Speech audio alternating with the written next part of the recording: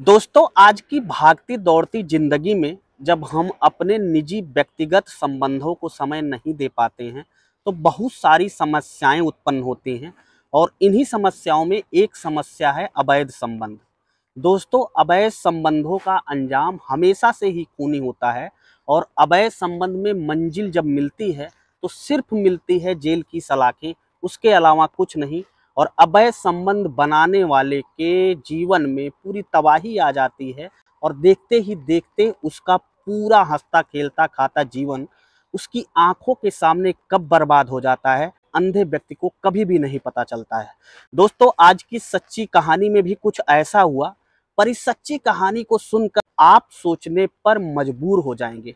आज की इस सच्ची कहानी ने ना ही इंसानियत को शर्मसार किया, बाकी मानवता का जो एक मूल्य होता है उसको भी तार तार करके रख दिया।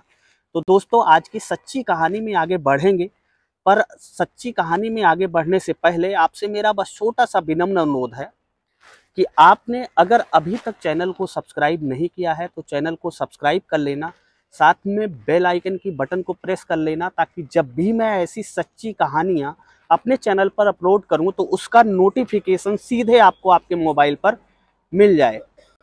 तो आइए बिना देरी के समय गंवाए हुए आपका आज की सच्ची कहानी को शुरू करते हैं। नमस्कार, प्रणाम, आदाब, शास्त्रीय काल, क्या हाल चाल। उम्मीद है आप स्वस्थ होंगे और मस्त होंगे। सच्ची कहानी मैं आपको सुनाने चल रहा हूँ। इस कहानी की अगर शुरुआत देखी जाए तो इस कहानी की शुरुआत आज से तकरीबन 12 साल पहले होती है। 12 साल पहले ही उत्तर प्रदेश का एक जिला पड़ता है मुजफ्फरनगर। मुजफ्फरनगर जिले के अंतर्गत ही एक गांव आता है जिस गांव का नाम है बुढ़ाना कुराना गांव। इसी गांव में मध्यम परिवार का एक लड़का रहा करता था, राहुल। राहुल की शादी एक लड़की के बगल के ही उसी मुजफ्फरपुर जिले के एक गांव से होती है। राहुल अब अपनी नई निवेली दुल्हन को पाकर बहुत खुश था। राहुल अपनी बहू को अपने घर लेकर आता है। अब उसकी पत्नी और उसके संबंध बहुत अच्छे रहते हैं और दोनों के संबंध धीरे धीरे आगे अच्छी तरीके से व्यतीत होने लगते हैं। यानी कि दोनों अपनी शादीशुदा जिंदगी से काफी खुश थे और अपना समय धीरे धीरे काट रहे थे। धीरे धीरे इन दोनों का दाम्पत्य जीवन अच्छी तरीके से चल रहा था और दोनों की दो संतानें, दो पुत्र की प्राप्त होती है इन दोनों लोगों को, जिनमें इस दंपत्ति ने अपने इन दोनों प्यारे बच्चों का नाम, बड़े बेटे का नाम वंश और छोटे बेटे का नाम यश रखा था।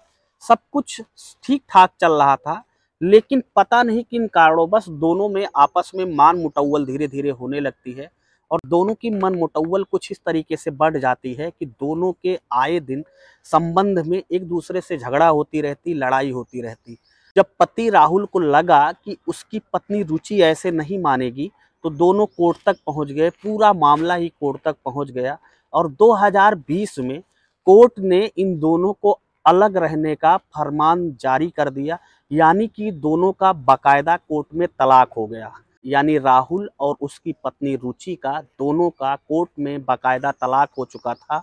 और कोर्ट ने एक आदेश में बाकायदा राहुल को कहा था कि अभी आपके बच्चों की उम्र छोटी है, ऐसे में आप बच्चों की परवरिश नहीं कर पाएंगे, लिहाजा आपके दोनों बच्चे यश और वंश को उसके माँ के ही कस्टडी में रखा जाए और ये दोनों बच्चे अपनी माँ के कस्टडी में ही रहेंगे।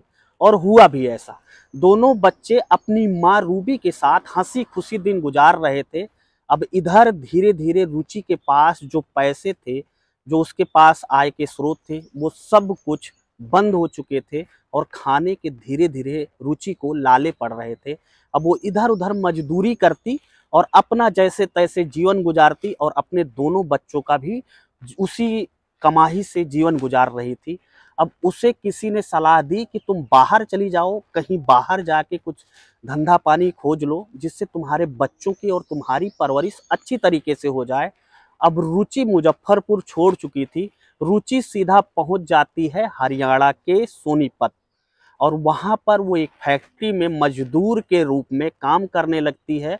और उससे जो उसे पैसे और तनख्वाह मिलते उसे वो किराए में खर्चा करती। उसने एक कमरा किराए का वहीं सोनीपत में ही ले लिया और अपने दोनों बच्चों का एडमिशन एक स्कूल में करा दिया। अब बच्चे स्कूल में रोज पढ़ने जाते थे। कहानी यहाँ से स्टार्ट होती है। 21 फरवरी 2024 को रुचि अपने दोनों बच्चे, जिनका नाम यश और वंश था, जिसमें वंश की उम्र 10 साल थी और यश की उम्र 7 साल थी, दोनों बच्चे 21 फरवरी को अपने किराए के घर से सोनीपत से ही पढ़ने जाते हैं, लेकिन वो वापस नहीं लौट कर आते हैं। और जब शाम को रुचि अपने फैक्ट्री से काम करके वापस आती है तो वो अपने रूम पर देखती है तो बच्चे तो हैं नहीं। अब बच्चे नहीं तो परेशान होती है और मोहल्ले वाले लोगों को काफ़ी बताती है। अब मोहल्ले वाले लोग इन दोनों बच्चों की काफ़ी खोजबीन करते हैं, लेकिन बच्चों का कहीं भी कुछ नहीं पता चला। अब ये लोग पूरी रात भी खोजबीन करते हैं, लेकिन कुछ नहीं पता चलता है कि आखिर ये दोनों बच्चे देखते देखते स्कूल गए थे, वहाँ से कैसे लापता हो गए। रुचि वहीं सोनीपत में आदर्श नगर में रहती थी, तो रुचि का नज़दीकी police station Sonipat civil line लगता है। तो वो सिविल लाइन थाने में 22 फरवरी 2024 को जाती है और पुलिस को सारा वाकया बताती है कि हमारे दोनों बच्चे स्कूल पढ़ने गए थे, लेकिन साहब वो कल से आज तक अभी घर पर वापस नहीं आए हैं और ना ही उनका कोई पता चल सका है। अब पुलिस वाले इस महिला के दोनों बच्चों की गुमशुदगी अपने थाने में दर्ज करते हैं और बच्चों को खोजना स्टार्ट करते हैं। सबसे पहले पुलिस स्कूल जाती है और स्कूल में पता करती है कि ये बच्चे पढ़ने आए थे या नहीं आए थे। स्कूल वाले पुलिस वालों को बताते हैं कि हाँ सर, 21 फरवरी 2024 को ये दोनों बच्चे स्कूल में पढ़ने आए थे। अब सवाल था कि अगर ये 21 फरवरी 2024 को बच्चे दोनों पढ़ने आए थे तो आखिर वो गए कहाँ।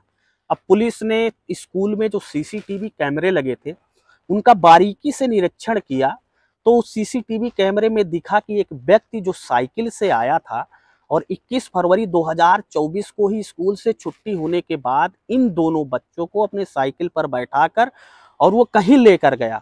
अब पुलिस उस स्कूल से जहां तक उस सीसीटीवी कैमरे की रेंज थी, उसके आगे भी जहां तक सीसीटीवी कैमरे उपलब्ध थे, उन सीसीटीवी कैमरे को बारीकी से जांचना शुरू करती है और उसके जो फुटेज मिले उसे लोगों को दिखाकर पूछना शुरू करती है कि क्या कोई इस शख्स को पहचानता है जो साइकिल से इन दोनों बच्चों को लेकर गया है। तो फुटेज कई लोगों को दिखाने के बाद एक व्यक्ति कहता है कि हाँ सर, मैं इसे जानता ही नहीं बल्कि अच्छी तरीके से पहचानता हूँ।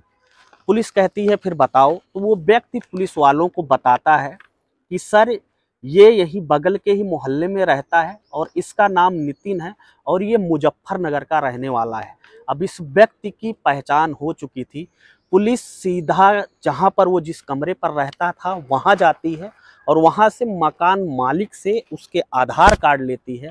अब आधार कार्ड लेकर पुलिस सीधा उत्तर प्रदेश के मुजफ्फरनगर पहुंच जाती है और मुजफ्फरनगर पहुंचने के बाद जैसे ही नितिन को ये पता चलता है कि पुलिस को ये घटनाक्रम पूरा पता चल गया है, वो अपने घर में बने बाउंड्री वॉल को कूदने का प्रयास ही कर रहा था, लेकिन पुलिस उसे जबरदस्ती पकड़ लेती है। पुलिस जब नितिन से सारा कुछ पूछती है, नितिन पुलिस को जो बताता है वो वाकई काफ़ी हैरान कर देने वाला और दिल चीर देने वाला है। नितिन पुलिस से बताता है दरअसल रूबी का जब तलाक हुआ था 2020 में, यानी कि आज से 4 साल पहले, उसके बाद नितिन रूबी के साथ कई बार अवैध संबंधों में बंध गया था और उसके कमरे पर जाकर वो राहुल की पत्नी यानी इन दोनों बच्चों की मां रूबी से लगातार शारीरिक संबंध बनाता था।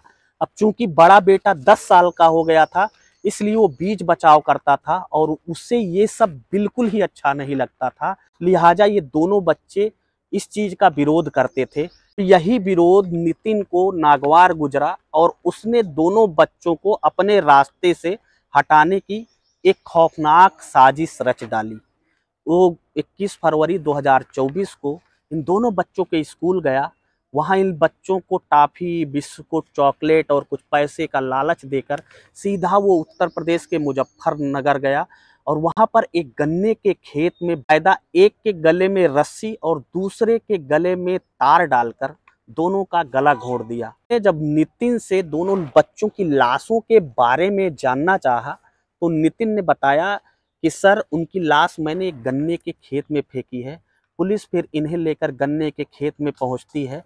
वहां पर दोनों बच्चे बैठने की स्थिति में बैठाए गए थे। दोनों प्यारे मासूम बच्चों के गले में, एक के गले में रस्सी थी तो दूसरे के गले में तार था। दोनों की लाशें गन्ने के खेत में बैठी हुई अवस्था में बरामद होती हैं।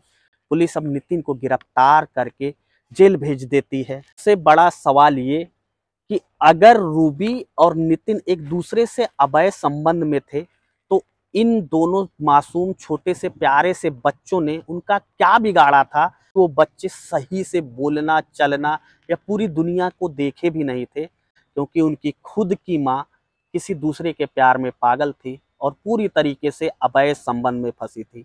तो फिलहाल इस कहानी को सुनाने का मकसद किसी को हैरान करना या परेशान करना नहीं था। इस कहानी को सुनाने का मकसद सिर्फ इतना था कि आप सतर्क रहें, जागरूक रहें, हमेशा अपने आँख, कान, नाक सब कुछ खुले रखें, क्योंकि अनहोनी कभी भी किसी के साथ हो सकती है और कौन किस रिश्ते में कब कितने हद तक नीचता के स्तर तक पहुंच सकता है, कुछ भी कहना मुश्किल है। फिलहाल आपका पूरी कहानी के बारे में क्या कहना है? अपनी जीवन के अमूल्य समय में से बस 1 सेकंड का टाइम लगेगा। आप अपनी पूरी राय हमें कमेंट बॉक्स में ज़रूर बताएं। मिलता हूं ऐसी एक नई सच्ची क्राइम कहानी के साथ आपको जल्द ही। तब तक के लिए जय हिंद, वंदे मातरम।